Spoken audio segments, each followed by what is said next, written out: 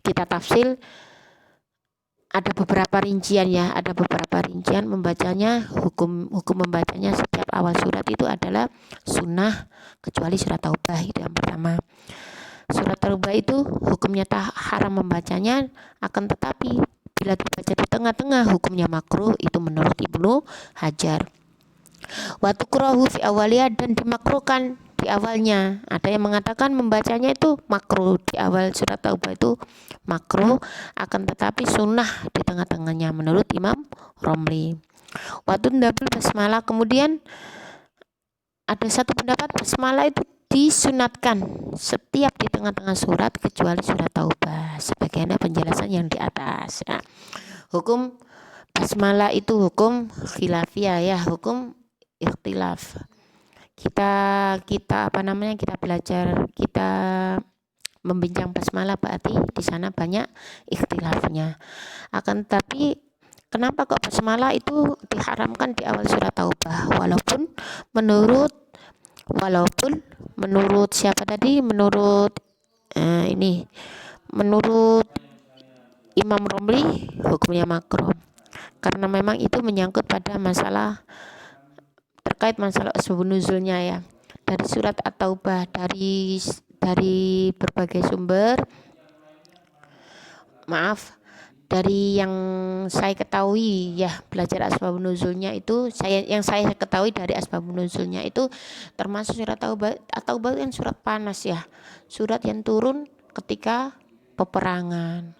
Nah, itu ada beberapa pendapat kenapa basmalah tidak dibaca di surat At-Taubah itu. Mungkin dalam secara kondisi itu memang basmalah itu memang kan perdamaian. Basmalah itu kan ayat perdamaian, satu ayat Al-Quran yang penuh dengan rahmat, kemudian kan tidak cocok kalau digabungkan dengan surat dan peperangan. Itu satu pendapat. Atau mungkin ketika kita ingat pada zamannya Utsman bin Affan ketika melakukan dokumentasi Al-Quran,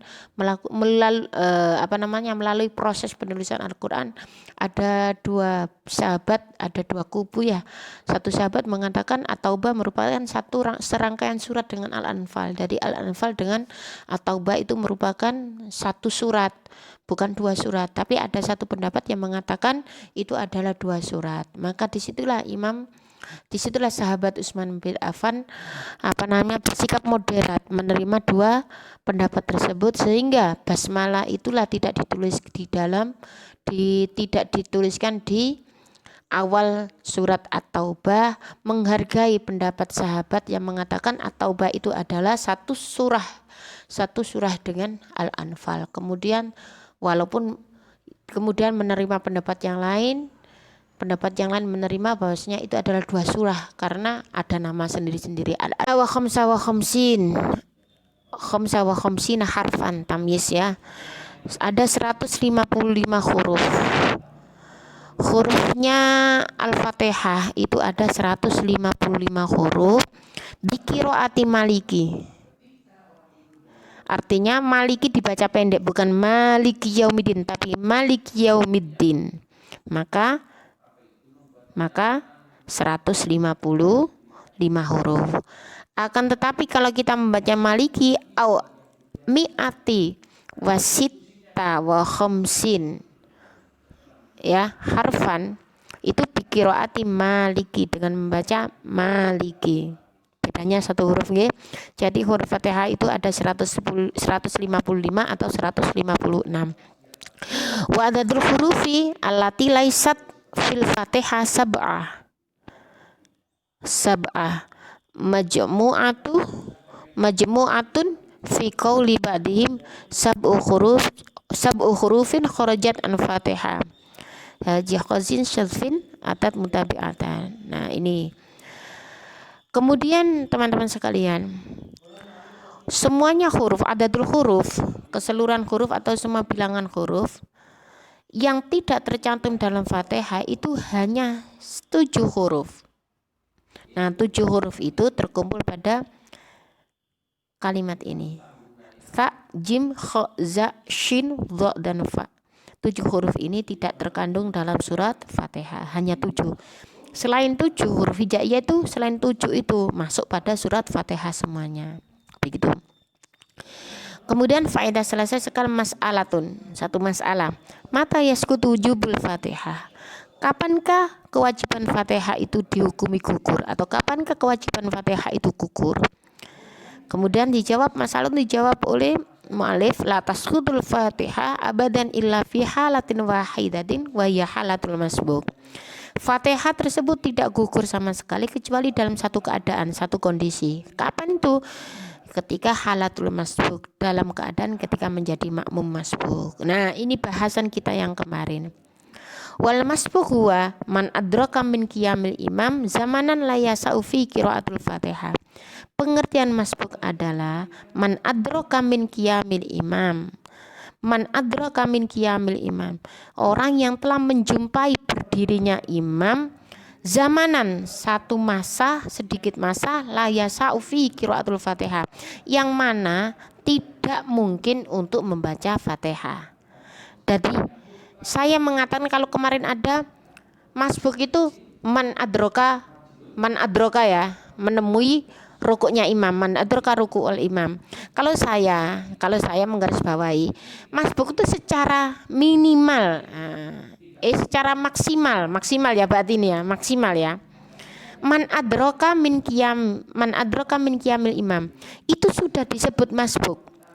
Jadi orang yang menjumpai berdirinya imam walaupun tidak mampu membaca Fatihah, menyempurnakan Fatihahnya jika masbuk tersebut holabadudzon itu sudah positive thinking ya, sudah benar-benar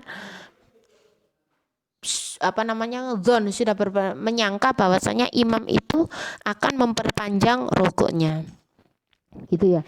Jadi kita sendiri kalau sudah punya dzon, kita sudah mengenal imam, misalkan kita itu sudah biasa bermakmum pada seseorang sehingga kita kenal imam tersebut adalah kalau rukuk itu pasti akan lama, akhirnya kita timbul prasangka kayak begitu, maka disunahkan loh ya, tidak diwajibkan ya, disunahkan untuk menyempurnakan Al-Fatihah. Jika Fatihah itu tidak disempurnakan, ya ndak apa-apa, juga namanya masbuk.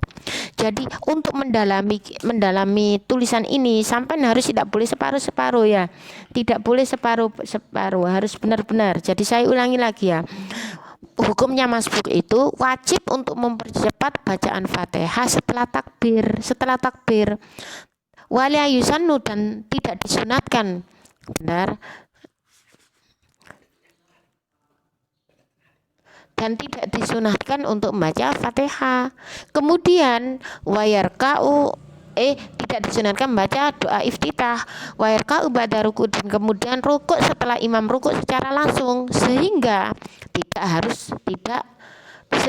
wala yajuz lau ikmal Fatihah, tidak diperbolehkan menyempurnakan Fatihah. Tapi di sini ada lakin ini bermakna istidrok ya. Lakin ini berfaedah istidrok ya. Tidak boleh diputus, akan tetapi disunahkan menyempurnakan Fatihah jika masbuk tersebut berprasangka imam akan memperpanjang rukuknya. Atau kita misalnya kemarin ada satu teman yang mengatakan, teman yang berpendapat sering dia bermakmum dengan suami, dan suaminya kalau tahu makmumnya itu istrinya tadi sholatnya itu mesti masbuk, mesti suaminya tadi tatwilur ruku. Itu kan tergantung kebiasaan dan dzonnya, bisa menjadi kebiasaan atau menjadi dzonnya ya. Kemudian wa inistaghalal masbuk bidu'ail istiftah, jika masbuk itu sibuk dengan doa iftitah, mendahulukan iftitahnya, wajib alaihil baqo qaiman liqiraatil Fatihah.